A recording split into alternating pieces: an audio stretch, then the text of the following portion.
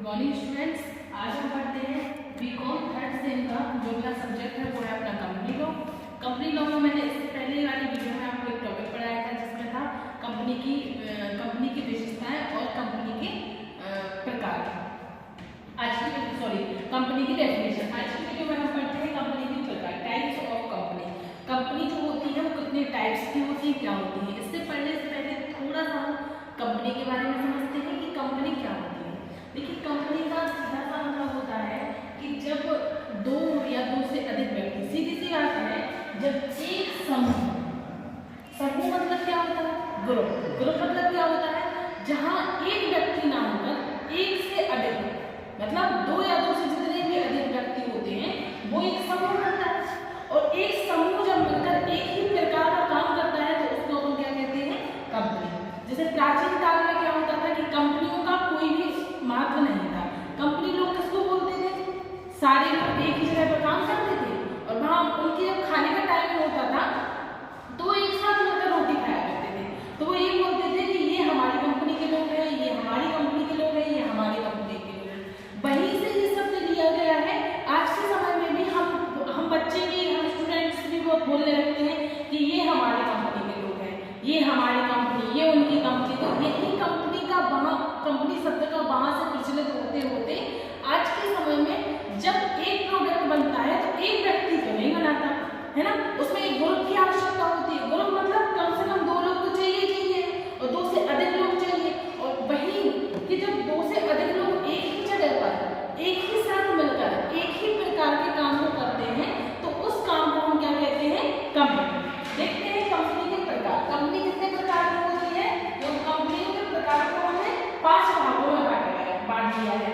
समावेशन के आधार पर, दूसरा है अपना सदस्यों की संख्या के आधार पर, तीसरा है हमारा स्वामित्व के आधार पर, चौथा है हमारा स्वतंत्रता के आधार पर, पांचवा है हमारा विविध प्रकार की कंपनी।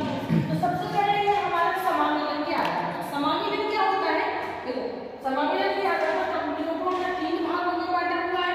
पहला है राजा आज्ञा पत्र द्वारा, संसद के विशिष्ट अधिनियम द्वारा और कंपनी अधिनियम द्वारा। यहाँ से समझते हैं ये अभी पहला जो है राजा आज्ञा पत्र द्वारा, ये आज के समय में ये कंपनी विलुप्त हो गई है।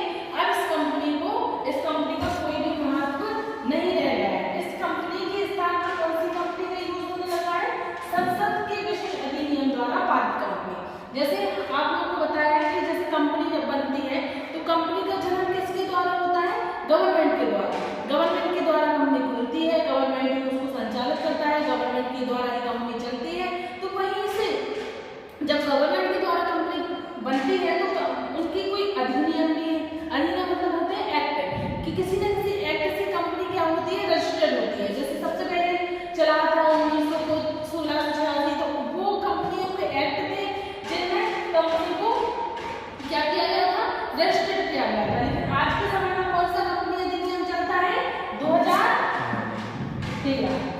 कौन सा अधिनियम चलता है, 2013। जैसे आज के समय में 2013 चलता है, उसी प्रकार जब संसद के जो विशेष अधिनियम थे उनने पहले अधिनियम बनाया, फिर उन्होंने सोचा कुछ अब इसमें संशोधित होना चाहिए, फिर उन्होंने कुछ समय बाद दूसरा अधिनियम बनाया, फिर उन्होंने सोचा इसमें कुछ संशोधित होना चाहिए, फिर उन्होंने तीसरा अधिनियम बनाया।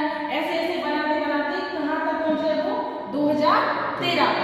आज के समय में कंपनी अधिनियम कौन सा चलता है, 2013। तो यही है कि समावेशन के आधार पर कंपनी को 3 भागों में बांटा गया है। राजा आज्ञा पत्र द्वारा, राजा आज्ञा पत्र आज के समय में ये कंपनी नहीं चलती है। इस कंपनी के स्थान पर संसद के विशिष्ट अधिनियम द्वारा पारित कंपनी अपना कार्यभार संभालती है और कंपनी अधिनियम द्वारा 2013 के द्वारा जितनी भी कंपनी रजिस्टर्ड होती है वो कंपनी अधिनियम द्वारा पारित कंपनियों में आती है। अब दूसरा देखते हैं सदस्यों की संख्या के आधार पर।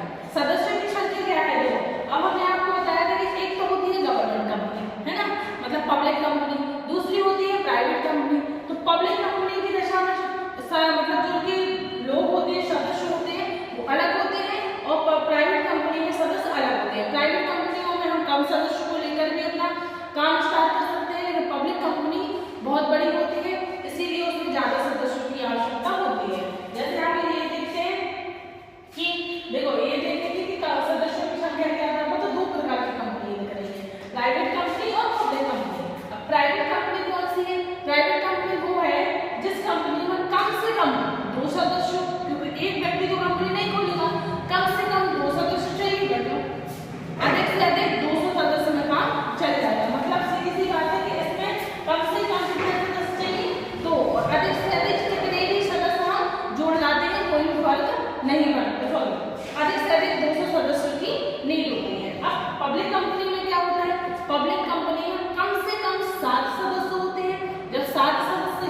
रहे हैं सकते हम हैं, तो अधिक से अधिक की कोई भी सीमा नहीं होती, अधिक से अधिक 2000, 4000, 5000, 10000, 18000 कितने भी हो सकते हैं।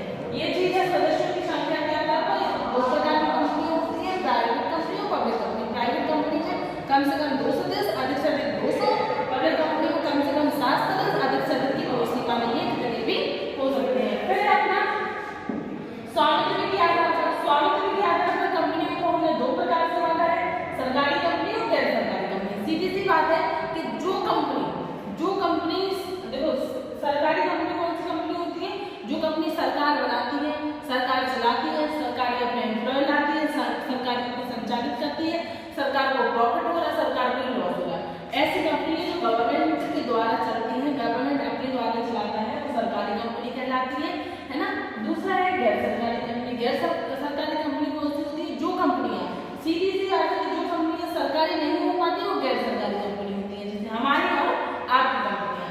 फिर अपना स्वतंत्रता के आधार पर, स्वतंत्रता के आधार पर 2 प्रकार जैसे बांटा आपने, सूत्रधारी कंपनी और सहायक कंपनी। सूत्रधारी कंपनी कौन सी होती है? जैसे 2 कंपनियां हैं, एक कंपनी लंबे समय से प्रॉफिट में जा रही है, दूसरी लंबे समय में लॉस में जा रही है, तो एक कंपनी दूसरी कंपनी से हेल्प मांगती है कि भाई आप हमें इतना दे दो, आप हमें 2 लाख रुपए दे दो, हम आपको इतने दिन में वापस कर देंगे। अभी कंपनी बोलती है कि नहीं, मैं आपको 2 लाख रुपए तो दूंगा भैया, लेकिन कुछ ना कुछ प्रतिशत में हमें अपना प्रॉफिट भी चाहिए, फ्री में हम तुम्हें 2 लाख देंगे नहीं, है ना। तो जो कंपनी इसको हेल्प देगी तो वो कंपनी सहायक कंपनी कहलाएगी, और जिसको हेल्प चाहिए वो कौन सी कंपनी कहलाएगी? सूत्रधारी कंपनी। ये कंपनी अब मतलब इसकी रकम तो डूब चुकी है, लेकिन फिर भी संचालित करती है। फिर है विविध प्रकार की कंपनियां। विविध प्रकार की कंपनियां कैसे होती है? जो जैसे बीमा भी एक कंपनी है ना, जैसे बैंकिंग कंपनी, तो बैंकिंग की भी एक कंपनी है, बिजली कंपनियां, इनमें भी बहुत सारे प्रकार के काम होते हैं। देखो ये है टाइप्स ऑफ कंपनी। एक बार और हम देख लेते हैं, कंपनी के प्रकार को 5 भागों में बांटा गया है, जिसको